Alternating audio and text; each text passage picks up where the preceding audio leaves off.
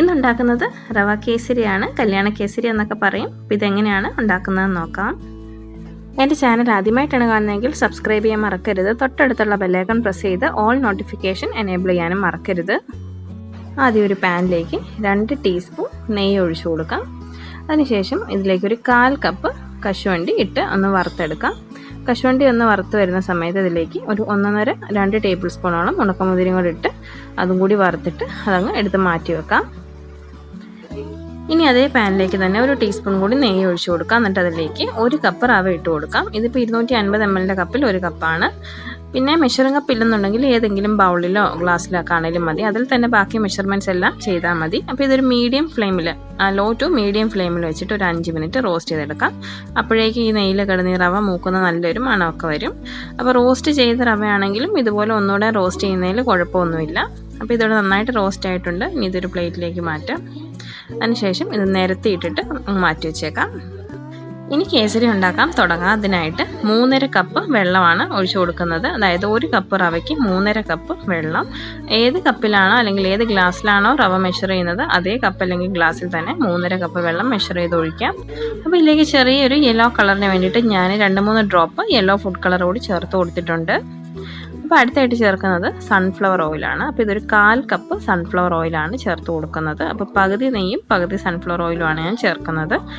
അതുപോലെ തന്നെ 1/4 കപ്പ് നെയ്യും എടുത്തിട്ടുണ്ട്. അപ്പം നെയ്യ് ഇത് ഇപ്പം മുഴുവനും ചേർക്കുന്നില്ല. അതായത് ഈ 1/4 കപ്പിൻ്റെ പകുതി മാത്രമേ ഇപ്പോൾ ചേർക്കുന്നുള്ളൂ. ബാക്കി പകുതി അവസാനം ചേർക്കാനായിട്ട് മാറ്റി വെക്കാം.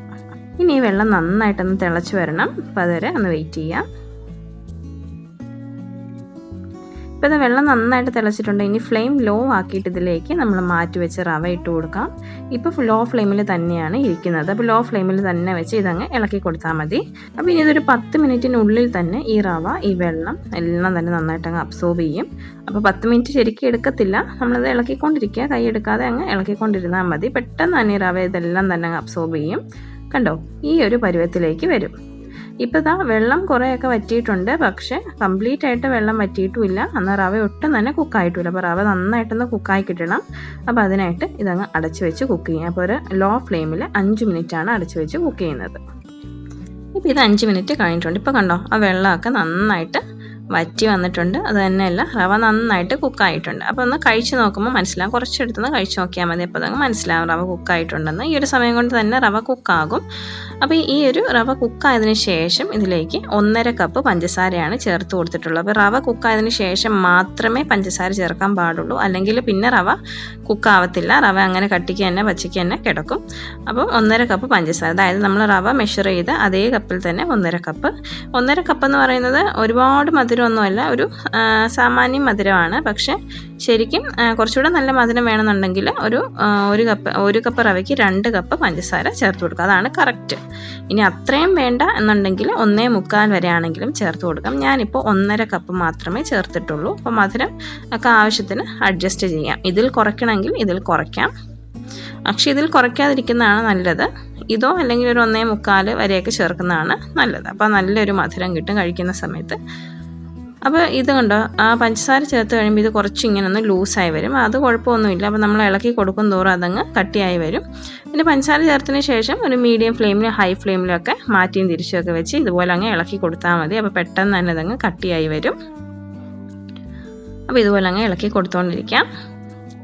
അപ്പോൾ ഈ ഒരു സമയത്ത് തന്നെ ഇതിലേക്ക് നമ്മൾ ഫ്രൈ ചെയ്ത് മാറ്റി വെച്ചിട്ടുള്ള നട്ട്സ് അങ്ങ് ചേർത്ത് കൊടുത്ത് ഇളക്കി കൊടുക്കാം. അപ്പോൾ ഈ സമയത്ത് ചേർക്കുകയാണെങ്കിൽ അത് എല്ലായിടത്തും ചെല്ലും. കട്ടിയായിട്ട് ചേർത്താൽ അവിടെ ഇവിടെ ആയിട്ട് കിടക്കും.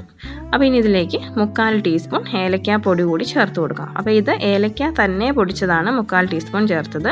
ഏലക്കയും പഞ്ചസാരയും കൂടി ആണെങ്കിൽ 1 ടീസ്പൂൺ ചേർത്ത് കൊടുക്കാം. അപ്പോൾ ഇത് നന്നായിട്ടൊന്ന് മിക്സ് ചെയ്ത് കൊടുക്കാം. അപ്പോൾ ഇനി ഇതിൽ കുറച്ചുകൂടെ മോയ്സ്ചറൊക്കെ ബാക്കിയുണ്ട്. അപ്പോൾ ഇത് ഇനി വീണ്ടും നമ്മൾ ഇളക്കിക്കൊണ്ടിരിക്കണം.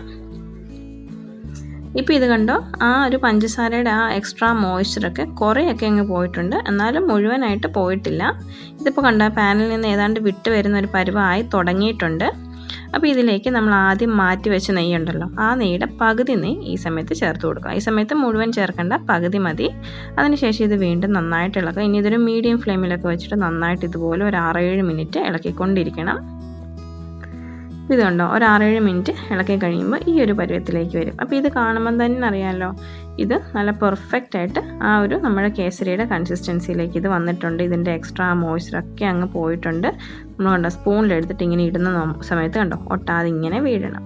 ഇതാണ് അതിൻ്റെ പരുവം. ആ നെയ്യിൽ കിടന്ന് കുറച്ച് നേരം ഇങ്ങനെ ഒന്ന് മൊരിയണം. അപ്പോൾ ഈ ഒരു പരുവത്തിലേക്ക് അത് വരും. അപ്പോൾ നമ്മൾ മാറ്റി വെച്ച ആ ഒരു നെയ്യ് കൂടി ഇതിലേക്ക് അങ്ങ് ചേർത്ത് കൊടുക്കാം. എന്നിട്ട് വീണ്ടും നന്നായിട്ട് ഈ നെയ്യ് ഈ ഒരു റവയിലേക്ക് നന്നായിട്ട് യോജിപ്പിച്ച് കൊടുക്കാം. ഈ റവയുടെ എല്ലാ ഭാഗത്തും നെയ്യ് എത്തുന്ന രീതിയിൽ. അപ്പോൾ ഇതിവിടെ നന്നായിട്ട് മിക്സ് ആക്കി എടുത്തിട്ടുണ്ട്. കണ്ടോ? അപ്പോൾ ഇതിൻ്റെ പരുവം ഞാൻ ഒന്നുകൂടെ ഒന്ന് കാണിച്ചു തരാം. കണ്ടോ, നമ്മളൊരു സ്പൂണിലെടുത്ത് ഇങ്ങനെ നോക്കുമ്പോൾ അത് ഒട്ടാതെ അങ്ങ് വീഴണം. പിന്നെ നമ്മൾ കയ്യിലെടുത്ത് നോക്കിയാലും കയ്യിലൊന്ന് ഉരുട്ടി നോക്കണം എടുത്തിട്ട്. അപ്പോൾ അത് കയ്യിലൊട്ടില്ല. അതും അതിൻ്റെ ഒരു പാകമാണ്. അപ്പോൾ ഇതിൽ കൂടുതൽ ഇത് കുക്ക് ചെയ്യരുത്, കട്ടിയാക്കരുത്. കാരണം തണുത്ത് കഴിയുമ്പോൾ ഇത് ഭയങ്കരമായിട്ടും കട്ടിയായി പോകും. പിന്നെ ഫ്ലെയിം ഓഫ് ആക്കാം.